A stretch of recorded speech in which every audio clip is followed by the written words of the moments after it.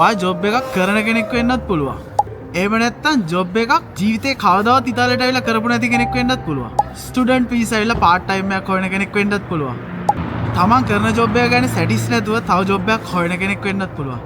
ඉතින් මේ වගේ ගොඩාක් අය මගේ account එකට message කරලා අහනවා අලුතෙන් ජොබ් නැද්ද කියලා.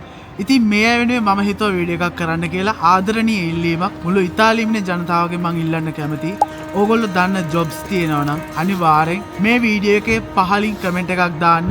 දන්න අයට එතකොට මේ ජොබ් වලට ජොයින් වෙන්න පුළුවන් ඕගොල්ලන්ව කන්ටැක්ට් කරගෙන. ඉතින් මොනවා හරි දන්න ජොබ් ඔපචුනිටි එකක් තියෙනවා නම් අනිවාර්යයෙන්ම මේ වීඩියෝ එකට කමෙන්ට් එකක් දාන්න කියලා ආදරෙන් ඉල්ලනවා. මොකද ලංකාවේ ගොඩක් අය අසරණ වෙලා ඉන්න වෙලාවක තමන්ගේ ජොබ් එක තමන්ගේ ජීවිතේ හැල හැප්පීම් එක්ක මට පුළුවන් උදව්ව අපිට පුළුවන් උදව් කරන්න අපි ලෑස්තිලා ඉන්නවා.